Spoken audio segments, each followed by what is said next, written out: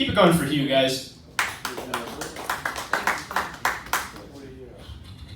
All right. I'm really sore. So when I was younger, my mother did something very sweet for me. She looked me right in the eyes and she told me for the very first time, she said, "I love you, son." And that was a really important day for me because I learned what sarcasm was. All right. All right, okay. So a bartender goes trick-or-treating on Halloween. I see him in the streets. I said, "Hey, aren't you supposed to be working tonight?" To which he says, "Nah, man, I'm trick-or-treating. I'm going to a ghost's house." I said, "What on earth could you possibly be getting at a ghost's house?" And the bartender says, "I heard he's handing out free booze." You guys got kids, feel free to tell them that one. All my dads out there. So I wasn't the coolest kid growing up, like going to school. First of all, I always rode a bike. Not a great start right there. Second of all, my parents are really overprotective. They always made me wear a helmet and shin guards. Yeah, that kept me from getting injured though. It also kept me from ever having friends. Nah, I mean, the more you go to school, you start to realize like what it really is. Like you're in a classroom full of kids who don't want to be there, who don't know each other, and would much rather be at home intoxicated. It's kind of like an AA meeting.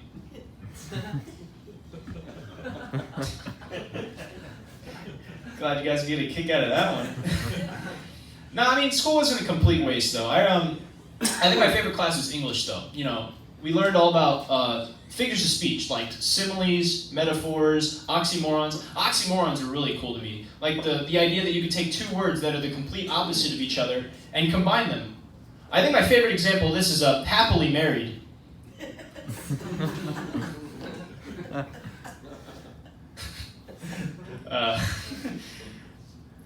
So a lot of kids, like a lot of teenagers my age would say they have depression. I wouldn't say I'm depressed.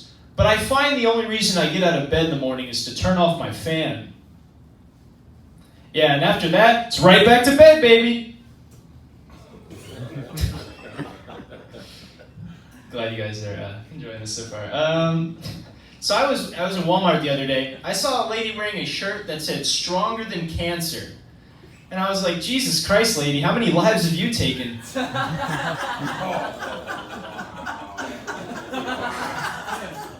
Like, what are you, fucking Stalin?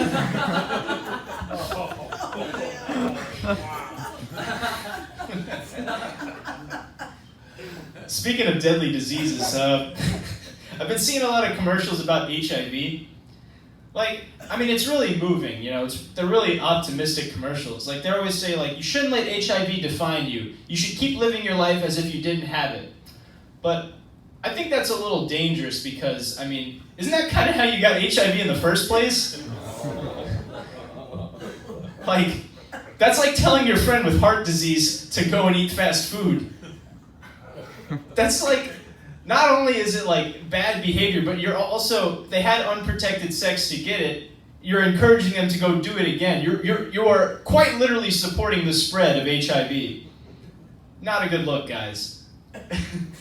Maybe you should switch the commercial up. All right, let's go on. Studies show that female fish have a higher sex drive than male fish because they're always wet. When your kid grows up, you can tell them that joke. That's a dirty dad joke. All right, I'll leave you guys with this. I've noticed some of the weirdest things happen while you're having sex. You know, I'm sure you guys have some time under your belts. You could agree with that. You know, some really odd things happen. This happened to me recently. I was sleeping with this girl. We're about 10 minutes in. Things are going fantastic, right? And it's like towards the last 5 minutes is when things start to get weird. I smell a very pungent odor of like smoke coming from somewhere. And I was just like, what the hell is that? So I leave her and I go check. Apparently somebody pulled the fire alarm in the funeral home.